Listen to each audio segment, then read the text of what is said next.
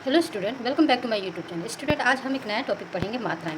हालांकि मैंने स्वर की मात्रा से संबंधित एक वीडियो बनाया है जिसमें मैंने सारे मात्राओं के बारे में बताया है, उसके उदाहरण भी बताए हैं और उसके किस तरह के सिंबल्स होते हैं वो भी मैंने आपको बताया है। यहाँ पे मैं सिर्फ उन्हीं मात्राओं का जिक्र कर रही हूँ, चर्चा कर रही हूँ जिस मात्रा में बच्चे जो है अक्सर गलती करते हैं। ई की मात्रा और ऊ की मात्रा, यहाँ पे छोटे बच्चे तो गलती करते ही हैं, बड़े बच्चे भी इसमें गलतियाँ कर जाते हैं, क्योंकि कभी कभी उनको ये नहीं समझ में आता कि छोटी ई की मात्रा कहाँ से लगती है, बड़ी की मात्रा कहाँ लगती है, या फिर छोटा ऊ कैसे लिखा जाता है और बड़ा ऊ कैसे लिखा जाता है। तो मैं यहाँ पे सिर्फ उन्हीं मात्राओं का यहाँ पे चर्चा कर रही हूँ। हमारी सबसे पहली है ई की मात्रा। पहले हम ई की मात्रा देखते हैं। ये है हमारी छोटी ई, ठीक है ना। इस तरह का जो ई होता है ये इसको बोलते हैं छोटी ई। ये है हमारी छोटी ई। अब छोटी ई की मात्रा देखिए इस तरह की होती है। यहाँ का ये जो है इस तरह का सिंबल होता है, यानी कि ये व्यंजन से पहले कोई भी व्यंजन है, जैसे य है, क है, ब है, कोई भी व्यंजन है उसके पहले छोटी ई की मात्रा लगाई जाती है। ये आपको ध्यान रखना होगा कि कोई भी व्यंजन है उसके पहले छोटी ई की मात्रा लगाई जाती है। अब यहाँ पे हम देखते हैं, जैसे कि ये है हमारा व्यंजन, क जो है हमारा व्यंजन है, ठीक है। अब हम इसमें क्या करेंगे, छोटी ई लगाएंगे। तो छोटी ई जब हम इसमें लगाएंगे, जोड़ेंगे, तो क्या हो जाएगा, वहाँ पर छोटी ई जो है वो व्यंजन से पहले आएगा, है ना, वो व्यंजन से पहले आएगा। यहाँ पे मैंने जो ये हलंत लगाया है, इसका मतलब है कि इस व्यंजन में ये व्यंजन स्वतंत्र रूप से है, इसमें स्वर जुड़ा हुआ नहीं है। जब हम स्वर यहाँ पे जोड़ देते हैं तो ये स्वर जो है ये मात्रा बन जाती है। और मात्रा कैसे, कहाँ लगाएंगे, व्यंजन से पहले लगाएंगे। यहाँ तक क्लियर हो गया। अब हम कुछ उदाहरण भी देख लेते हैं, जैसे कि कितना।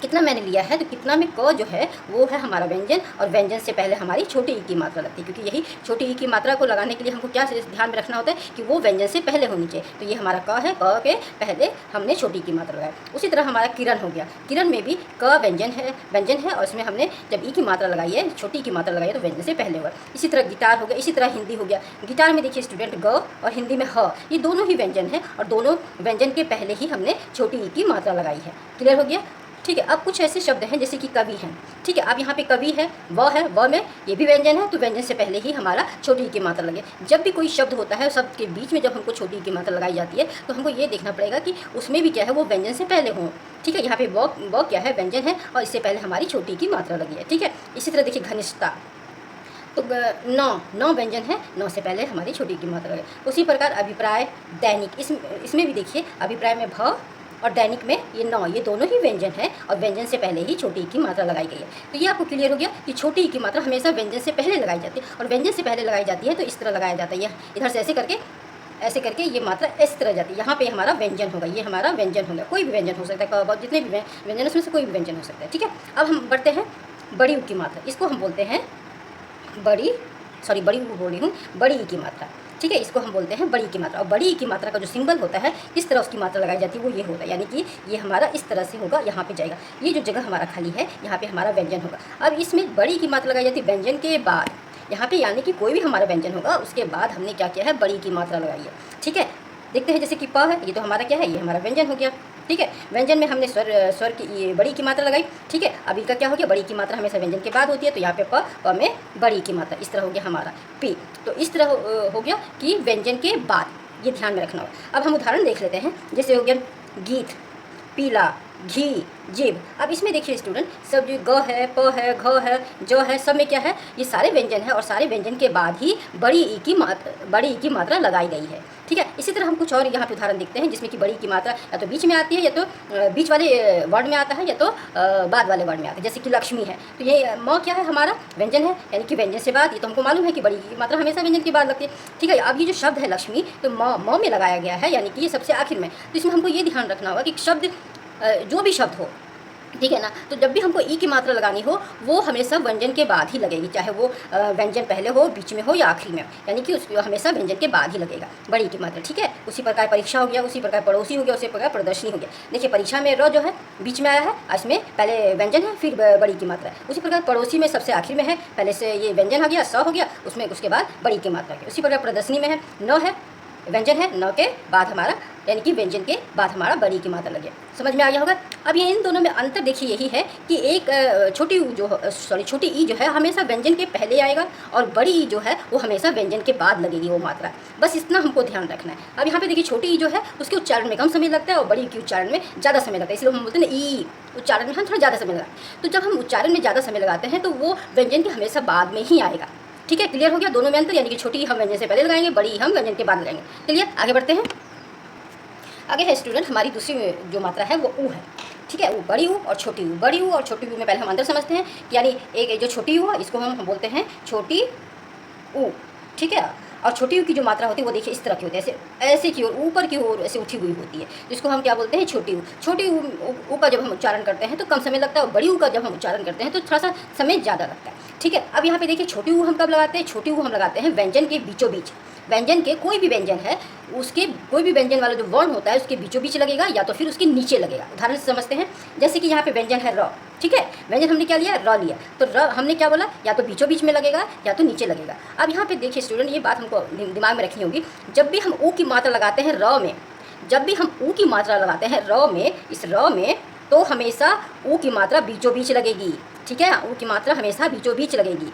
र में ऊ की मात्रा हमेशा बीचों बीच में ही लगती है। अब हमने देखिए र, इसके साथ ऊ हमने जोड़ा तो क्या बन गया, छोटी ऊ की हमने कैसे लगाया, बीचों बीच में लगाया, ठीक है। उसी तरह एक और हम व्यंजन देखते हैं, ये तो र का हो गया जो कि बीचों बीच में लगता है, ये र हमारा क्या हो गया, बीचों बीच में लग गया। और प में आते हैं, प में जब हम छोटी ऊ की मात्रा लगाएंगे वो हमेशा नीचे होगा, क्लियर। यानी कि सिर्फ र वर्ण ऐसा है जिसमें ऊ की मात्रा जो है वो बीचों बीच में लगती है, चाहे वो छोटी ऊ हो या बड़ी ऊ हो, ठीक है। लेकिन छोटी ऊ जब हम र में लगाते हैं तो ऐसे देखिए, मैं लिख रही हूँ, र मैंने लिखा और ऐसे मैंने सीधे कर दिया, तो ये हमारा क्या हो गया, छोटी ऊ। इसमें कोई भी ना घुमाना है ना कुछ करना है, सिर्फ र लिखा और बीचों बीच ऐसे कर दिया, ये हमारा हो गया छोटी ऊ। और जब हम दूसरे वर्ण के साथ, दूसरे व्यंजन के साथ हम जब ऊ की मात्रा लगाते हैं तो वो हमेशा नीचे की ओर रहता है। जैसे कि प में, जैसे कि हमने ध में लगाया नीचे आ गया, क में लगाया नीचे आ गया, इस तरह, ठीक है। ये सिर्फ र में ही बीचों बीच लगता है, क्लियर हो गया। उदाहरण देखते हैं, रुख।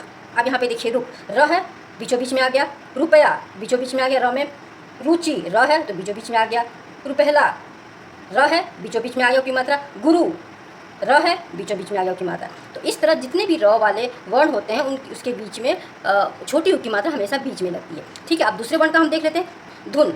अब ये कि ध में है, वर्ण है, इसमें ऊ की मात्रा लगी है।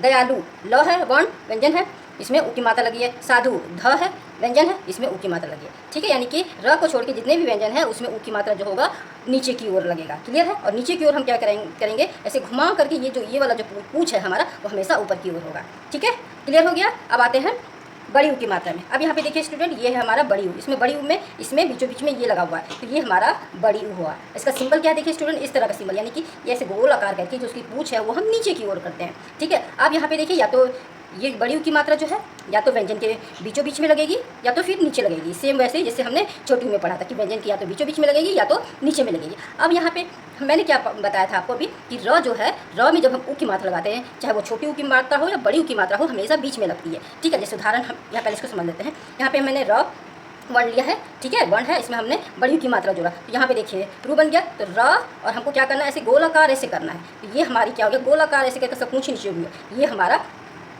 बड़ी ऊ हो गया, ठीक है। जब हमने ऊपर में क्या पढ़ा था, र और ऐसे बीचों बीच हमने किया था, ये हमारा क्या हो गया, ये हमारा हो गया छोटी ऊ, ठीक है। दोनों में फ़र्क हमने देखा। अब हम उदाहरण चलते एक और हम इसका समझ लेते हैं। ये वर्ण र के अलावा जितने भी व्यंजन होते हैं, हमारे वर्ण होते हैं, उसमें जब भी हम ऊ की मात्रा लगाएंगे तो हमेशा वो नीचे की ओर होगा, नीचे की ओर। यहाँ पे देखिए ये हो गया हमारा नीचे की ओर, ठीक है। तो यहाँ पे जो बड़ी ऊ है हमेशा नीचे की ओर होगा और जो छोटी ऊ है वो हमेशा ऐसे ऊपर की ओर होगा, ठीक है। यही दोनों फ़र्क है इसके सिंबल में, ठीक है। अब हम उदाहरण कुछ देख लेते हैं। उदाहरण हम देखते हैं जैसे कि रूप। अब यहाँ पे देखिए रूप है, यहाँ पे क्या है, र है, र में ऐसे घुमा करके ऐसे करके दिया गया है बीचों बीच में। उसी तरह रूपा है, ठीक है, रूठना है, रूखा है, सब में र र र है। अब यहाँ पे सब में बड़ी ऊ की मात्रा लगी है, यानी कि बीच में ऐसे घुमा करके, बीच में र के बीचों बीच घुमा करके ऐसे बड़ी ऊ की मात्रा लगाई गई है, ठीक है।